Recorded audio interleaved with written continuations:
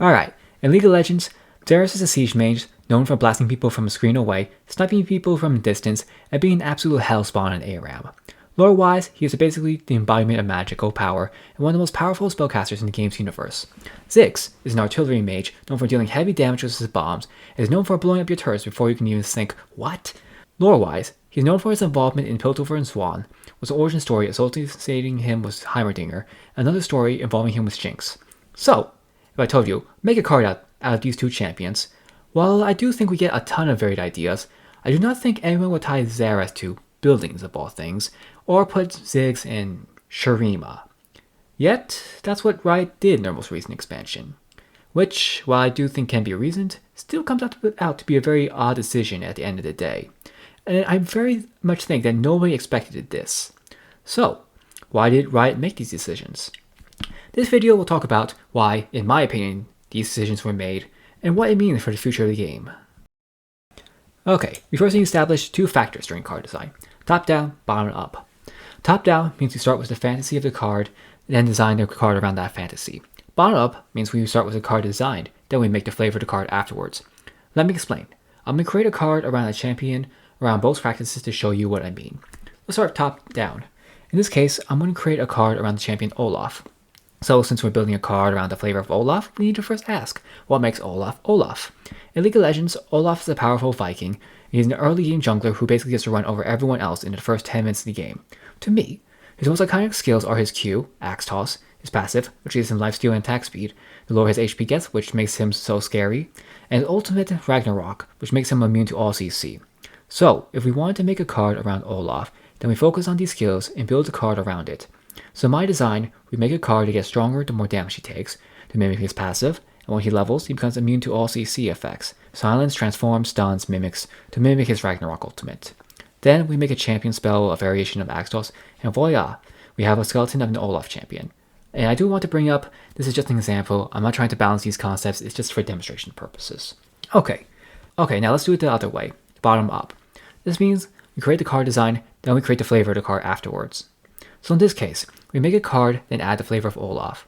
So, let's make a Freljord card that kind of fits Olaf. In this case, what kind of card does Freljord need? I was thinking of a self-harm Scarground deck, which, while it exists, could use some help. So, what does Scarground needs? From my understanding, the biggest issue with Scargrounds is the fact that we need another Scargrounds effect to consistently allow the deck to freely ping its own followers. So, in this case, we make Olaf give tough when characters take damage, and to help separate him from Scargrounds, instead of attack, we give Overwhelm instead, so we can allow the deck to get overstalled over board states. Once we create a card, we then add Olaf on top because he kind of fits the fantasy of the card, then add a Ragnarok effect on his level up, and that's our card. These are two ways of creating cards, and the main elements that card creators need to keep an eye on. They need to make cards that fit the narrative of whatever fantasy they're trying to encapsulate. Like, you can't make Olaf a 1-1 elusive lifesteal champion. The community would never accept that. It just doesn't make any sense narrative-wise. And you have to make cards that promote different strategies. You can't make a game solely around flavor. What you wind up with is a pile of wacky cards that don't do anything together, and don't combine to create a good gameplay experience. So, good card design is a melding of both, which Legends is usually good at. However, sometimes the gears don't quite click. Legends is a game that has some serious pressure regarding to this. It is a game based on another game, so as a universe it must adhere to. Sometimes the pressure of the fantasy narrative of Runeterra and actual card design combine rather oddly, which is what we saw in this expansion. Let's start off with Zera Wrath. When most people think about Zera Wrath, they think of a very spell-focused character that shoots out damage. The problem is that this isn't possible due to Zera's other lore constraint. He's a Shuriman champion. Shurima is not a spell-focused region, and outside of special rights cards, damaging spells are not something Shurima is allowed to have. Most of Shurima's spells are buffs and debuffs, primarily conditional spells that are used to react to certain situations. There just aren't enough spells to make a spell-focused version of Zera Wrath function. And in case someone says, why not just make Xerath a spell champion and have him rely on other regions to work? And we have that. Her name is Lux, and she's currently one of the worst champions in the entire game. So I truly do not think Riot should look to replicate that in favor of flavor. The other problem with Shurima is that the utility cards in Shurima are split between spells and landmarks. Landmarks make up most of Shurima's utility effects. They are how the region generates advantage and creates units. and unfortunately were struggling. Prior to release of Banner City, Shurima landmarks was a concept as struggling. It simply didn't have enough support to function. They needed more cards and another champion to plug in their gaps, and unfortunately, there are no Shuriman champions based around creating constructs anymore. In fact, I think Talio is still really the only one. So, we now get into an awkward situation where landmarks need another champion, but there aren't any left, and at the same time, we have a character that has a very heavy spell flavor in a region where landmarks take the place of spells. So, you put 2 and 2 together, and that's how you wind up with a Xerath based around landmarks. Okay, so what about Ziggs? Because I guarantee no one thought he'd be a Shuriman champion of all things.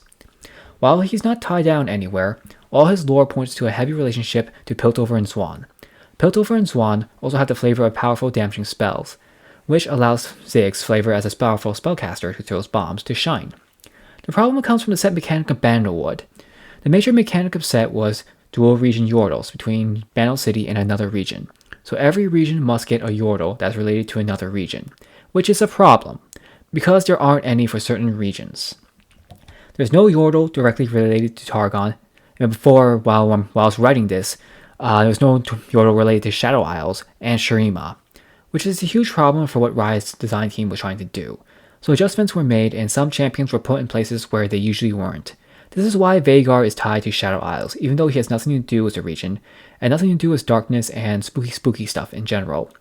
All Vhagar's spells are based around space, and more specifically astronomy, not undeath like the Shadow Isles is associated with. And this is why Ziggs was put in Shurima, because there's no one else to fill the gap. Since Riot wants to push landmarks, they needed a Yordle who kind of makes sense with buildings, and out of all of them, only Ziggs really fits the build due to his destructive relationship with towers. So, Ziggs fits the build for what Riot wanted according to their design. And before anyone says Mumu is not a Yordle, and very much not associated with Banner City. He used to be, in case anyone was confused, he used to be. Mumu's lore has been retconned 3 times. Once he was a child, then he was a Yordle, now we don't know. Mumu has never been into Banner City and has no relationship to any other Yordle, and has nothing to do with building, so he's not really a good champion to take Ziggs' spot. You could do it, but it's such a lore change that I'm not sure it'd be allowed. So, that's why I think Xerath and Ziggs turned out as strange as they did. Now, is that really a big problem that we have to worry about? Not too much in my opinion. To me at least, it was always going to turn out this way. It's simply too difficult to try and perfectly emulate the flavor of a universe and have a functioning card game without hiccups. It's already been happening. Kindred's not a canon Shadow Isles champion, and neither is Nocturne. So I'm not too bothered if Riot misses the ball sometimes, as long as they try their best and give a somewhat reasonable explanation. There is no way to make a perfect representation of League within Legends of Runeterra for various reasons, as funny as that sounds. Regions cannot be like in League's universe due to various card constraints and like set and region mechanics. So I think it's best to see regions out of Legends of Runeterra not the same as League of Legends, and a bit looser. Again, as long as it makes somewhat sense, I'm fine. Though there is one massive problem looming in the near future that really worries me, and that is region champion scarcity.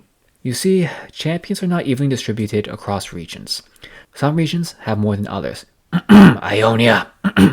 And others have rather few. The biggest problem comes from both Bilgewater and Targon.